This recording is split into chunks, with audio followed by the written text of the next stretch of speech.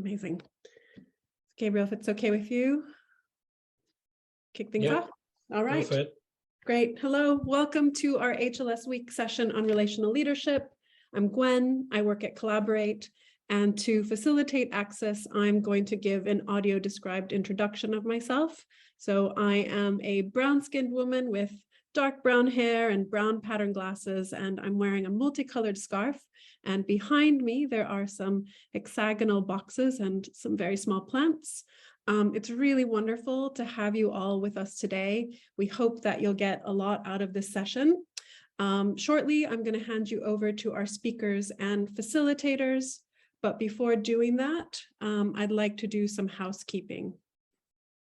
We'll be recording this session for public access after the event.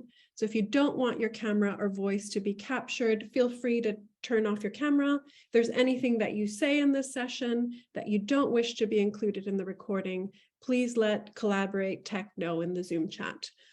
We have captioning available for the session. You should already see a link that you can follow to bring you to the live transcription, which is being provided by Otter.ai. Captions are not available in breakout rooms, but if you need them in a breakout room, please let us know, also by sending a message via chat to Collaborate Tech. If you have any problems with access to the session, any issues with sound or visuals, Collaborate Tech is also the person to contact for help. Please feel free. This is going to be a really participatory session. Please feel free to post comments and ask any questions you have in the chat. We'll do our best to get to as many of the questions as we can during the session. There'll also be breakout rooms, so you'll have a chance to have some conversations there. We ask that you mark your questions with a Q or the word question, so we can easily identify them. But again, there'll be lots of chances for you to participate. We have kind of mentees set up as well. We really welcome you to post and tweet about the session. I am going to put kind of our social media details in the chat right now, and so therefore you should be able to do that. I'm just setting that up right now, and I can see that people are also posting in the chat. I'll post that shortly, but do welcome that you do that during group discussions of any size. If you want to speak, please physically raise your hand or use the raise hand function on Zoom that you'll see. You can click on participants and then raise hand in the bottom right of your screen. If you're missed out or think you've been forgotten, please let us know in the chat box. And we thank you. I can see that that's being posted in the chat. We want this to be a session where everyone feels welcome. So we ask everyone to be mindful of our community principles for HLS week, which we'll put in the chat as well. If you have any concerns at any time, you feel like don't feel welcome in this space, again, Collaborate Tech is there to support you. Without any further ado, there's lots of great activities planned, so I'm going to hand you over to Gabriel, who's going to lead you through the session and introduce you to the other speakers. Thank you very much and enjoy. Thanks, Gwen, and warm welcome and good morning to all of you. It's fantastic to have you in this session. We're super excited about that. My name is Gabriel Eichsteller. Sorry, I've just moved on my screen. I am a white-skinned person, I guess, with increasingly grayish beard and increasingly grayish hair. I wear a teal-colored jumper, and I'm sat on my desk in my living room. So those of you who can see will see my lovely plants in the background and the armchair. I'm joined today by my colleagues Lois Sharp, who has decided to wear her smartest white collared shirt, and she's also a white woman wearing dark glasses and has brown hair. And joined by my colleague Charlotte Thiering from Copenhagen as well. Like most Danes, she is blonde and is wearing a very smart blouse as well, and is wearing glasses. And finally, the other person that's part of our team today is my colleague Alex Privat, who's joining us from Chelmsford, and she's also a white woman and also has dark brownish, light brownish hair, golden brownish hair. and is sat in her living room as well with the beautiful artwork behind her. So that's us. We're part of Thempra Social Pedagogy. We're a small social enterprise and have been working on developing, supporting organizations in developing social pedagogy, making those connections between what their practice is about and what we can bring as a perspective when we talk about social pedagogy. Lois Sharp is also the course leader for the MA in Social Pedagogy Leadership at the University of Central Lancashire. So she's got more than one hat on in that respect. So today's session is very much focused on giving you a very brief overview of human learning systems and social pedagogy, exploring how this all connects to our core values, how we can put our core values at the heart of our practice. We'll talk a little bit about what we mean by relational leadership. And most importantly, we've got some people here as well who will explore some of the themes that are really central to relational leadership. So you'll get a first-hand opportunity to learn with them and explore this more deeply with them. And we'll wrap things up by introducing you to a framework for relational leadership that talks about how we can create spaces for head, heart, and hands, basically. If you were at the session yesterday with John Mortimer, you might have recognized just the potential of human learning systems to radically transform the way that public services work. And of course, that was at a huge, really impressive scale. What today's session will hopefully show is that if you don't have these kinds of opportunities in your own practice, that's okay, because HLS can also work at a very small scale in that it starts with who we are. It starts with us. It starts with our ability to connect with others. And so how we encounter others in what's undoubtedly a complex world is the critical starting point for us. Over to you, Lois. Okay, so good morning, everybody. It's lovely to see everybody here. And I'm going to talk about the connection between human learning systems and social pedagogy. So when we came across the second report, which was exploring the new world, the human learning system report, we immediately made real connections. There's real synergy between the human learning systems and social pedagogy. So as you are all probably aware, the human learning systems, ultimately, its main aim is about helping people to live the good life and to flourish and have public services that are supporting people to do that. But it isn't just about the people that we support and work alongside. It's also about the organisations and the people that work within those organisations, and them being healthy systems for everybody that's involved. And social pedagogy is exactly the same. So in a very brief nutshell, we could go on and on about social pedagogy. It's mainly focused on well-being, learning and growth and social inclusion. And you can see that there's already a real connection there with human learning systems.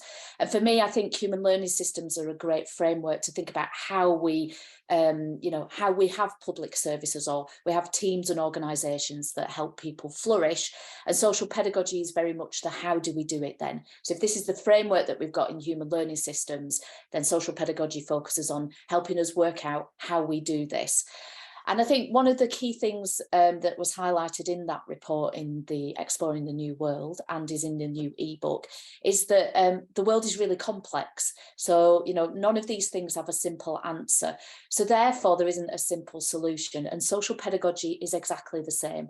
Social pedagogical practice is about being able to sit with the uncertainty and kind of think about how we can use theory and concepts to kind of navigate and reflect and think about the work that we're doing. And so there is, like I say, some real synergies there. And so being human is very much about how do we focus on well-being? How are we focusing on learning and growth? And how are we helping systems develop systems that are really helpful for people? And for us, we like a metaphor. So one of the really helpful metaphors that we often use when we're talking about social pedagogy is that of being a gardener. And so how do we create conditions where we can all thrive in that garden? And I think it's really interesting, because if you're growing a plant in a garden and it starts to wither, you don't go up to the plant and start saying, come on, you need to be a bit more resilient, kind of pull yourself together, get yourself out there, be a bit more resilient with what's happening. What we would do is we would start to look at the conditions that surround the plant. We'd be checking out the soil, how much rain, is it in the right spot in the garden? And this is what social pedagogical practice is about. It's about thinking about how do we create or support people to create the conditions around them that can help people thrive. And it also gets us to think about the ethical questions around, what kind of garden do we want? What are the morals and the ethics and the purpose of the work that we're doing? So it's about reconnecting us with that moral purpose. And like in the human learning system, it's about flourishing and living a good life. Social pedagogy is about, growth, well-being and social inclusion. And so social pedagogy in a nutshell is also about drawing on people's inherent potential. So we talk a lot about the diamond, that people have a diamond within them, that we all have this potential, inherent potential. And sometimes it's about helping people find that, to use that and draw on that. Again, going back to the gardening metaphor, it's about, being able to create the conditions to help people thrive. And often what happens is, instead of being a gardener, we're forced to be a sculptor. So we are having very rigid systems that are kind of forcing us to chip away and make people fit into that system. And that doesn't work in a complex world. If you cannot have A to B, you do A and then you do B and you get C as an outcome. Life isn't that simple. So again, social pedagogy helps us think about that and think about how do we navigate this complexity.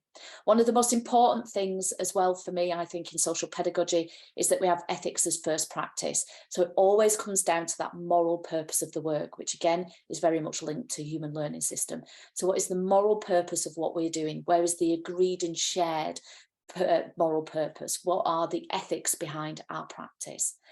And then finally, social pedagogy is absolutely about social inclusion and this collective responsibility to humanize practice and focus on relationships. So social pedagogy is about relational practice. It's about how do we use our relationships with each other to help develop learning and more healthier systems for us all. And like I say, not just for people that are on the receiving end of public services, but also for people like ourselves that work within them. So as you can see, there's some real synergy there between human learning systems and social pedagogy. Okay, and I'm going to hand over to Alex. Hello and good morning and welcome from me too. And yes, that moral purpose is a big one and that touches us all. It goes really to the core, maybe why we choose the professions we're into. Taking that you all there on the other end now on the Zoom time together, you all choose to be in this profession out of different reasons, but maybe out of some very core key values might all unite us. That's the kind of a very big link for me with human learning system and social pedagogy, to give permission to talk about values and how they drive our work. So we would like to invite you to explore the world of values with a word cloud, which is a lovely little tool. You might have not met yet, but give it a try. So if you have a second device, it's maybe a little phone in hand, but you can as well do it parallel on your computer. Go to menti.com or use the QR code that brings you straight there and enter there the code 79304192. And you will then you will have then the opportunity to enter your key values for your work. So have a little second, think about what are the key values for your work, what you're bringing, what's alive in you when you think about values. And Gabs, would you mind changing to the Menti now? And just to say, if anybody struggles, they can put their values in the chat box and I'll submit them to Menti for you. Thank you, Lois. So everybody, please give it a good try. Take part of this. We're really interested. What are the values? And wow, they are wonderful. And the lovely thing is about the word cloud, the words people put more on, they start getting bigger. Wow.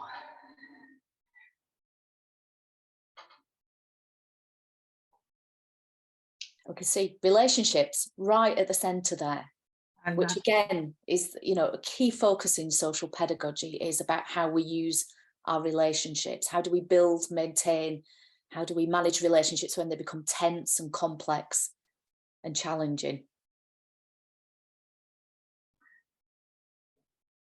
Compassion. That again, what links us right to our core of something we give in every relationship. What respect. Again, a fascinating one to talk and bring into teams and conversation. How do we live respect? Where does it end?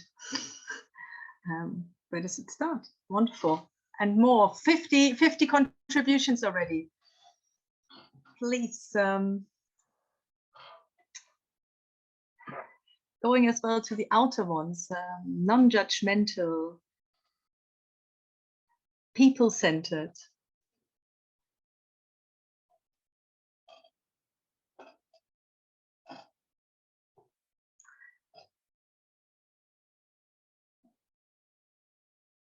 Wow, great. Thank you for all the contributions. I concur. What a lovely bunch of people we are. Fantastic. Thank you, Miriam, for that comment. I couldn't, yes, I think that is exactly what so many people draws into this movement now. And that what maybe felt as well stifled and and why people are up for this change in our public service to bring these people back to the forefront, to our values. And as a second part of this, so people please still enter if you struggle, as Lois invited, share it in the chat box. But as a second part of this, just being mindful if we get our breakout rooms ready, we would like to invite you to have a little conversation in the breakout rooms about how these values now translate into your practice. How do you bring these values into your work and act up on them? So like when that compassion is that one of your values, how do you show in relationship to colleagues, to your clients? What are the actions we are taking in the every little day? As Gabriel said, of course, it's for the change of the great, but equally, each relationship where do we show there the compassion? And we would like you to do that, have a little conversation about these values and how they translate into your practice, how you enact your values into practice in the breakout rooms. So I will, in a few minutes, we will open the breakout rooms. You all come together in much smaller groups, only 3 or 4 per breakout room. So the invitation, everybody is there. Put your microphone then on, and as well your camera if you like, to really get into dialogue. You will have around 10 minutes, the invitation to talk about it. And we have a second part on Menti, a second page for you to then write in very short, what are these acts? What are these things you do to, here we go.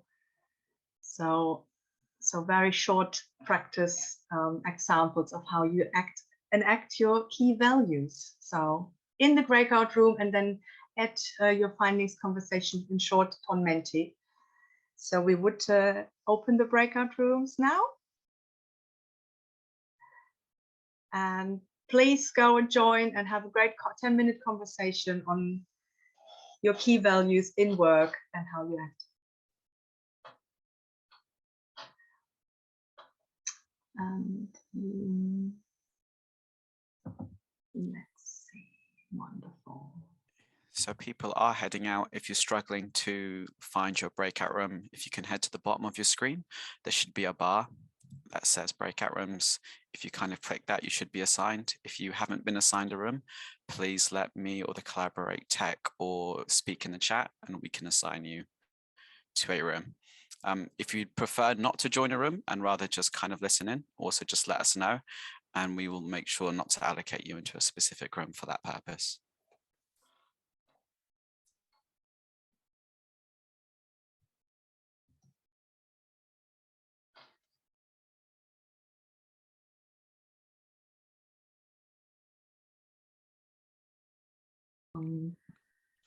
This meeting is being recorded. You haven't done yet. And now we start people coming back in the main room. You might hear things double, so make sure that microphones are back off, although I do love a good conversation. Unfortunately, this group is a bit too big, but please, again, feel free to add things to the chat. And here we go. Let's collect some of these wonderful things. Lois, Gabs, Charlotte, please support. We have a few minutes left. One of the things for me standing out was absolutely the listening and hearing, creating the space where I might show my relational leadership to anyone with giving them the time and for me to zip it. Yeah. Just listen. Definitely. And I think it's really easy to think about, so we can often talk about our values and we can list them, but when we start to have to think about how do we demonstrate them in the work that we do, in our practice, in our interactions with each other, that's when we can find it a little bit more difficult. So it's really nice to see people thinking about language and tone and champion and fighting, you know, and being honest and open. Yeah. Great. I think there's also something about, you know, these are really amazing values that you've listed. They are great aspirations to have, and I think as part of being honest with ourselves, which I read there, that also includes the fact that we will often fall short of those aspirations, and that's about being human as well. And it's also about role modeling that we're not perfect, that we don't always get it right, that we don't always manage to live up to those values. That is part of, you know, bringing our whole self to work as well, which was another one that I read there. So, you know, in many ways, I think that's also liberating, because it allows us to just, feel like we're not being put on a pedestal. We don't have to put ourselves on the pedestal. We don't have to be the most amazing leader ever. We can just be ourselves and try our best. And that's as much as we can ask for of anyone. And then from there, the question, what do we need to learn together to achieve these? So like a shared language, like, do we have already a shared language? Or what do we need? Is there, we're bringing our whole selves to work, but is there something we shouldn't? And do we need to have shared tools and language to do so together, which I think in terms of what Lois has mentioned, the social pedagogy, what is to offer is that loads of tools of how to do this, to facilitate, to create these times and these shared spaces to learn together, to from there develop these, even better, even more. And I think it's also about creating space to have a conversation about, do these values mean the same things to each other? Because sometimes we can have slightly different ideas around what respect or solidarity or empowerment might be, but kind of getting some, shared understanding, or understanding that there's slight differences as well to how we see these values and how we think we can then live these values alive in our practice.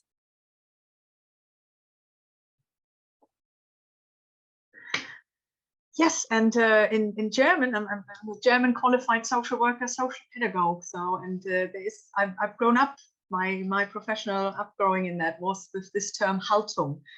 Doesn't translate one-to-one in English, hence why we have it in German. And it describes how we guide our actions by what we believe in, the extent to which we are congruent with our values in our interactions with others. So that's what we just you explored in this group together. What are we believing in? What's alive in us? What's that core values, and how do we live them in our practice with others? As said, it's maybe not always easy, as we know. And that is when we really need to work it. And we don't know the answers, but this is exactly the space for learning, is actually Valerie, one of the last entries on the chat, we need to learn relationship with each other. How do we do that? How are we in relationship to each other? It's a lot of to offer, and how do we do that, and how can leadership, the leadership of all of us in that sense, so not only the managerial idea, can support. I would like to hand over to Charlotte.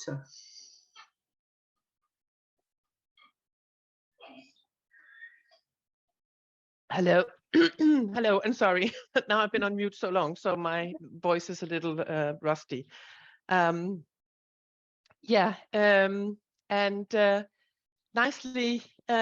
linked to was that nice quote from Maya Angelou that people will not remember what you did or what you said, but they will certainly remember how you made them feel.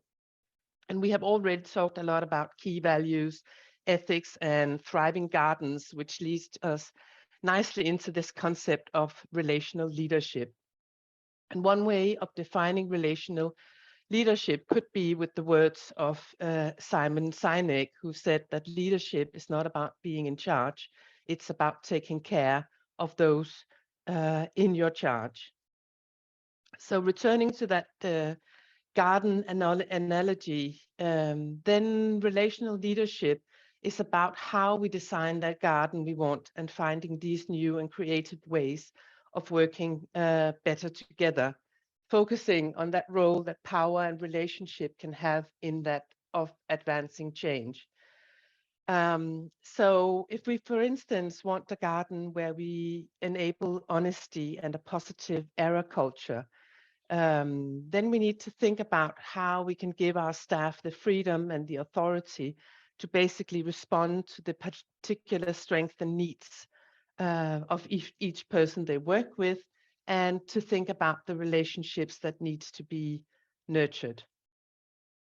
So in order to do that, we might have to invest in relationships, getting to know people, as you as well put into the nice Menti about how to enact your key values. So that was a lot about role modeling human values, involve people in the process, give them a voice, being brave, sharing vulnerability, be mindful of our language, listening to others. So investing in relationships could be about establishing individual timeframes to meet your employees or your staff and try to understand their personal goals and career goals, focusing on small things and showing appreciation, for instance, by hosting informal coffee meetings and buy cake and do things. So I think the important thing here is that we constantly think about what can help us to reflect on our work, reconnect with our motivation to make the difference. And I think that as it sums up here on the slide, is that relational leaders recognize that the single factor common to every successful change initiative is that relationship improve. And one of the measures we have to see whether a relationship has improved, it's actually when people are starting to ask critical questions or challenge our views, speaking up, speaking their minds. So relational leaders needs to be consummate relationship builders with diverse people and groups. We need to have the ability to inspire and motivate by working with rather than through colleagues. And we need to be able to reflect personally and with others continually. And that was as well a nice, one of the key, how you enact your key values on the Menti before was the one wrote that, what is it like to be at the receiving end of me, which is a very nice question to actually ask into your sort of this personal leadership. So if I am to be an authentic and trustworthy leader, then I need to think about what is it like to be at the receiving end of me. So Jodie Hoffer-Gittel, who worked a lot on this part about transforming relational, she talks a lot about relational coordination and how we can implement this in organization.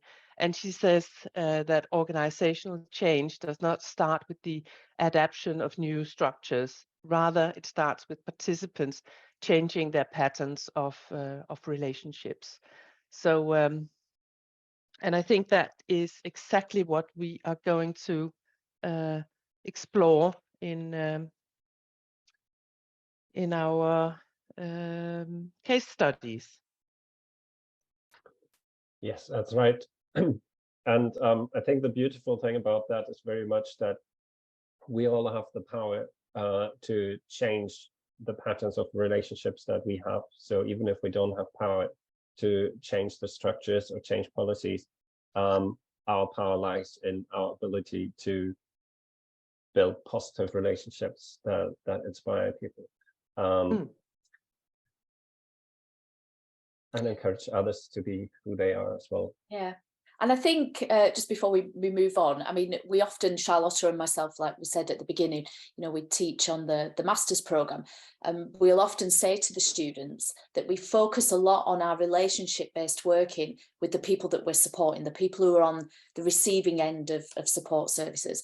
And actually, all those same principles of relationship-based practice matter when you're working with your colleagues, your managers, commissioners, other professionals, and it's just about the context. So again, social pedagogical practice is all about the context and thinking about the context that you're working in and how that influences the relationships that we have. But the importance of relational practice and having those skills to manage even when there's conflict and tension. You know, Paulo Freire talks a lot about conflict, and actually conflict is a really good learning opportunity. It's not particularly nice, it feels uncomfortable, but we have to learn to work through conflict and tension. And I'll stop there. Thanks, Lois. That's a really vital point, and I think it'll probably come out of some of the breakout discussions that we're going to have in a moment. What we thought we would do is give each of you the opportunity to have a bit more of an insight into what this might look like in practice. So we've got 6 people who will be in 6 different breakout rooms to share a little bit about how they've used HLS and how it fits in their view with social pedagogy to have a practice impact. So hopefully this idea of relational leadership will come a little bit more to light through that. So in room 1, if you want to go into room 1, you'll be able to do so in a minute. You'll be joined by Rob Hunter from Leicester Aging Together. Rob, can you say a quick hello if you're there? If you're still there, I'm sure you are. Rob will be talking about learning with communities and some of the things about how can we actually engage in a way that focuses on learning together rather than where the emphasis is on our expertise as the professionals. So if you want to have more of a conversation and hear more about Rob's work in Leicester, then room 1 is the room to go to. And I think Rob has hopefully given us a little wave so that you can put a face to the name. There's Rob. In room 2, you'll have my colleague Alex. She will be talking about a piece of work she did with a family residential service on reflective supervision as a learning space, and how they changed the notion of what is supervision all about, how they had to unlearn some of the things that they had experienced previously in terms of how line management supervision was working or not really working, to ensure that this was actually a learning space for each individual. In room 3, you'll have the chance to hear from Claire Horst, who's just been spotlighted as well. There's Claire. She works for Mitwirkung in Berlin. And she'll be involved with myself in a German-speaking session on Thursday, but is also kindly come along to talk a little bit about what work they do around supporting families in poverty, and their role in particular as system steward and enabling collaboration that makes all the difference to those families. So you can hear from her in room 3. In room 4, we'll have Kelly Mottram from the National House Project. She's just there as well. Kelly, hi. She'll be talking about the communities of practice that they've recently set up that involve all the different house projects across the UK to learn together and the transformative impact that's had. And then in room 5, Paige Thomason, who's the principal social worker for children in Gateshead, will be talking about peer learning and using peer learning with her team to increase that sense of creative possibilities. And again, the impact that's had to just focus on learning together rather than training people. And finally, in room 6, we'll have Mike Crowther from Empowerment. There he is. He'll be talking about giving up power as a leader and the journey that he's been on as part of that. So that's your options. You will have 20 minutes, I think, thereabouts, just under 20 minutes in each breakout room. We'll do this in 2 rounds, so you can join whichever breakout room you want into round 1, and then join a different one in round 2. We'll bring you back together in between. I'll ask Sophia to open the breakout rooms now, and then you can decide which one you want to join.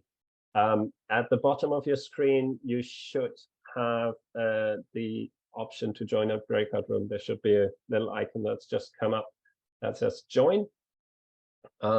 If you can't find that, then sometimes it's hidden under the 3 dots. So if there's 3 dots at the bottom of your screen, then click on that, and then that should give you the option to join a breakout room.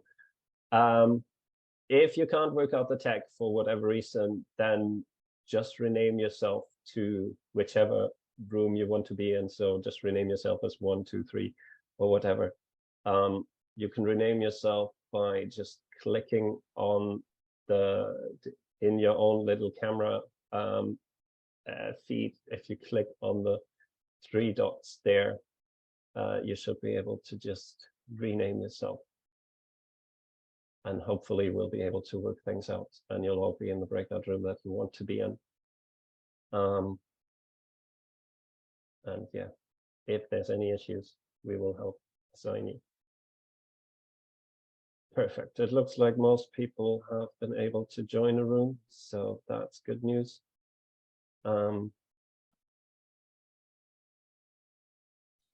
Thanks, Gabriel. Just to add to that, if you need any tech or captioning for your breakout room, just let us know.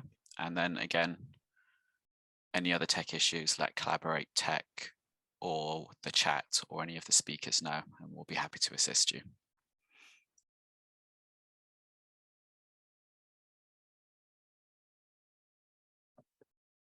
Perfect. So any of you who haven't managed to join just yet, would you like to let us know? You can either put that in the chat or unmute yourselves. Tell us where you'd like to go.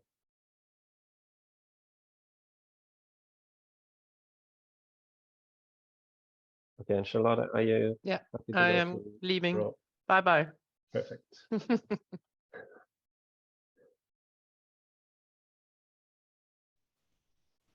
This meeting is being recorded.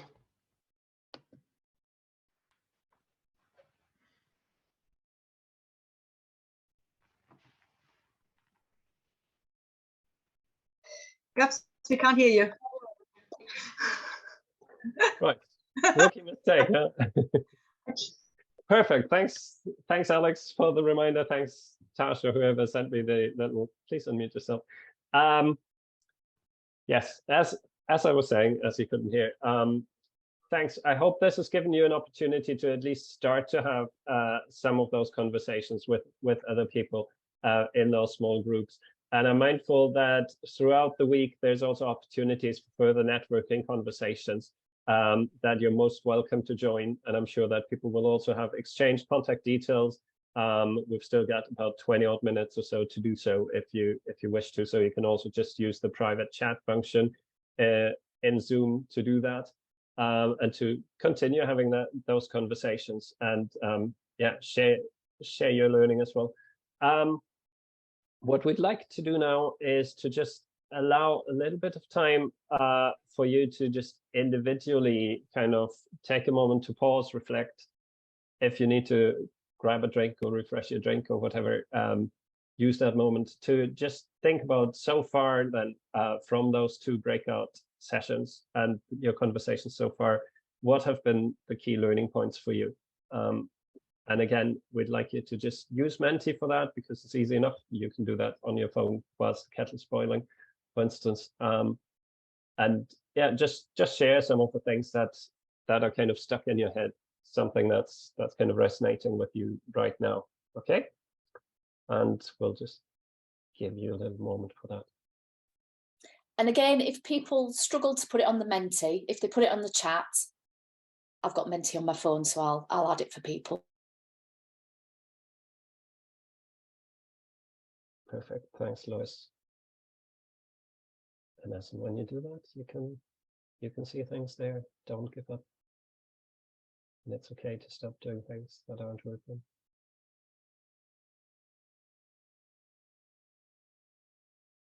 I can see that this notion of communities of practice is kind of capturing people's imagination.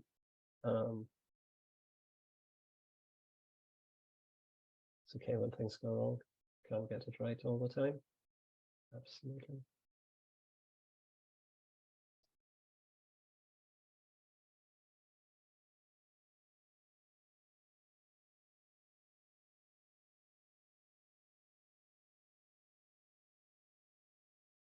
Perfect. There's lots of really valuable stuff that you're sharing there. And the beautiful thing about this session is that in doing so, we can capture and co-construct the record of the session as well. So all of this will be available to you afterwards as well, because it's really about tapping into our collective insights and our collective passion for this as well.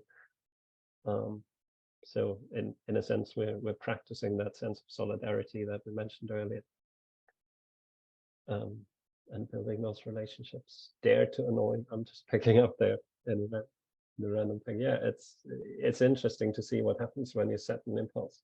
And I think that's the thing that I picked up from a session yesterday about when we work within complexity, even the smallest impulse, even the smallest act has a ripple effect and consequences that just start to permeate throughout the system where we're setting that impulse. So yeah, dare to annoy, dare to see what happens.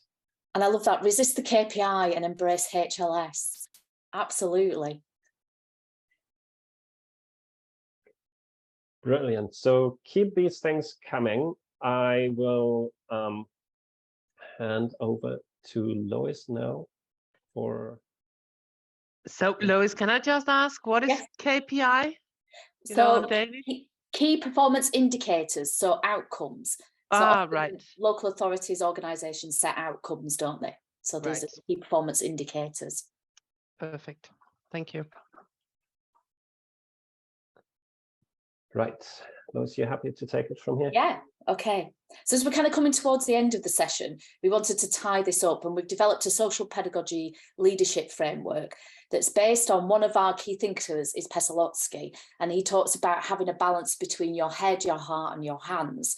So thinking always about the knowledge that we have, thinking about the human emotional connection, the values of the practice that we have, and then the doing. So the thing I love about social pedagogy as well as the human learning system is it's the doing. So how do we do this in practice? We're not just thinking about this.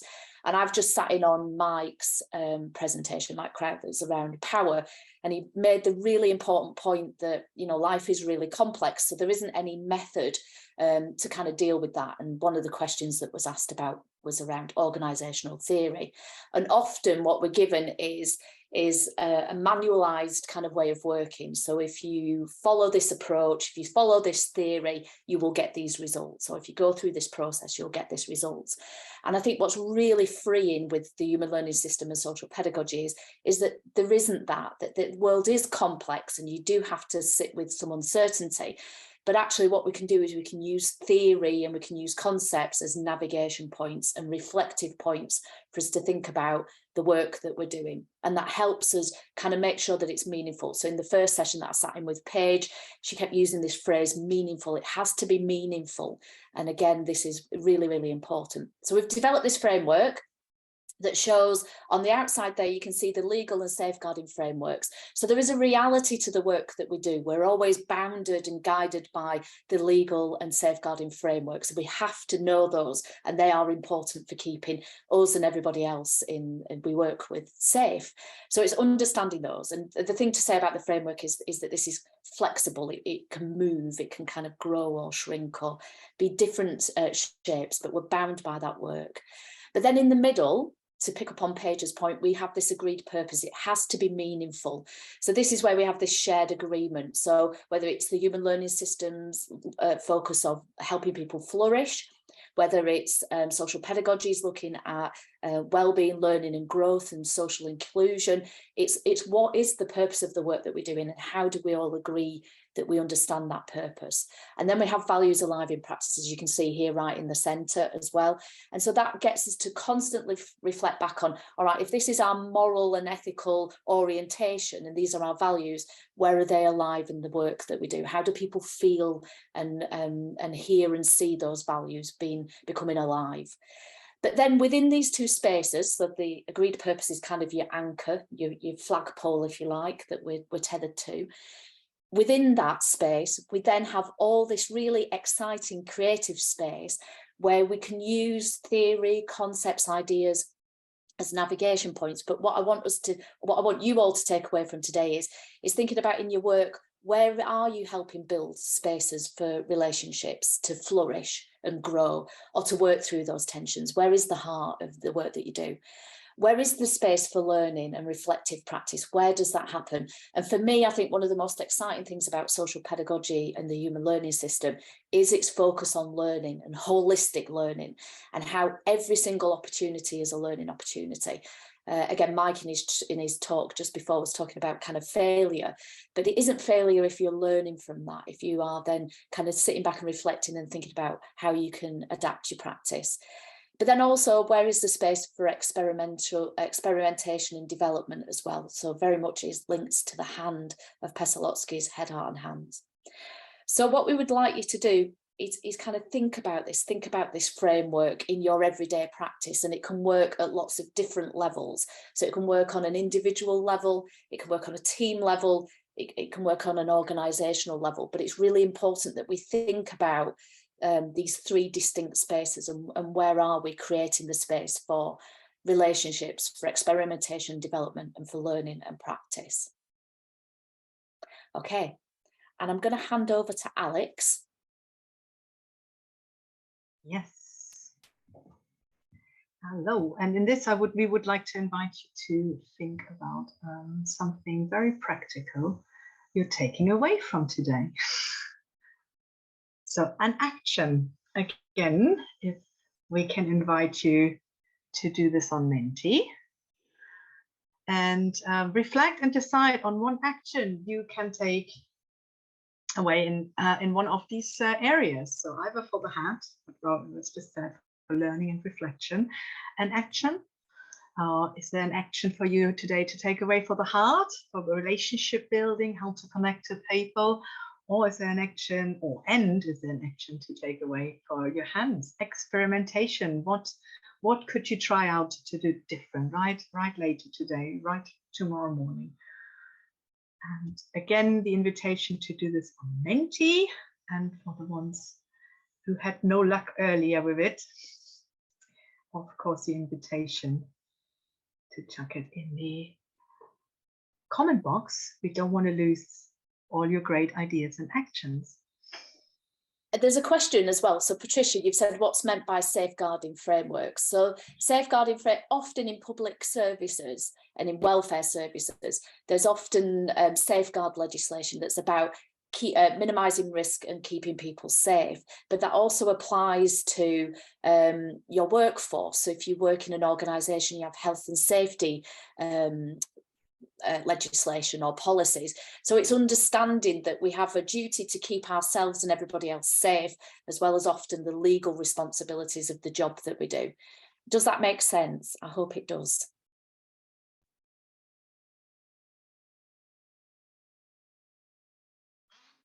And a question there for Hannah, for ourselves or for the organization systems. I would say the actions you can take on by yourself, but if you have the power, of course, then there is something for an organizational system already to take away, you see, chuck it down, but it is for ourselves the action we can do. So as far as your power goes. And Gab, has everybody got the code for the Menti? Shall we have a look if people are already putting something on Menti? And you are on mute. Sorry. I want to hear your voice, so I better tell you. Yeah. How often is that happening to me today? I'm catching up quickly. Yes, I've only just swapped the slide on the Menti, so you should be able to add stuff now. But I think people were still adding to the previous slide, so apologies for that. And there's a comment, so it doesn't say your first name, it just says SJ Woods, and that social pedagogy is giving you the bones to evaluate the CAM Wellbeing Collaborative project. So we would be really interested in hearing about that as well. So, you know, feel free to get in touch with us and share how you're doing that and how that's working. Because collaborative practice is a really fundamental part of social pedagogy, and being able to evaluate these and share that learning from that is really helpful. So get in touch with us.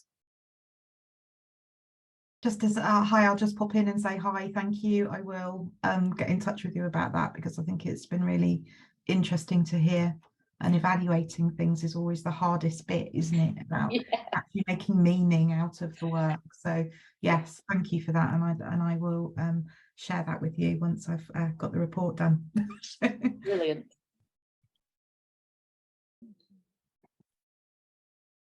And I suppose one thing to say to everybody is that you know, there is a real network of people, as well as within the Human Learning System network. Gabriel runs a learning group around social pedagogy, but we are really interested in hearing from people about the work they're doing and how social pedagogy is helping support that, and also putting people in touch. If people have got questions and ideas, then we're always, you know, really happy to put people in contact so they can have conversations to kind of learn from each other.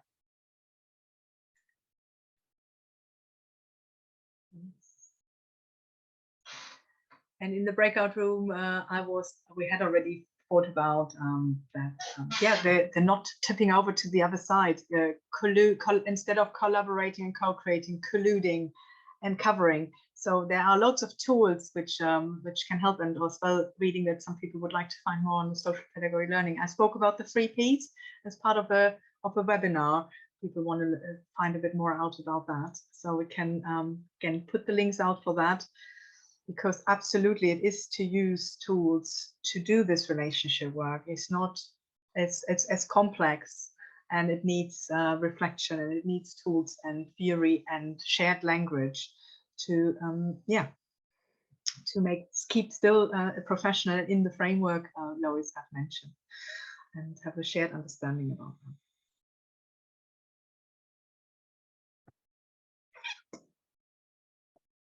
Perfect. So thanks. Keep those things coming. Yeah, as I've said before, as Lois has mentioned, there are a couple of courses that can hopefully help with these aspirations to lead social pedagogically, lead relationally. And I quite like that quote.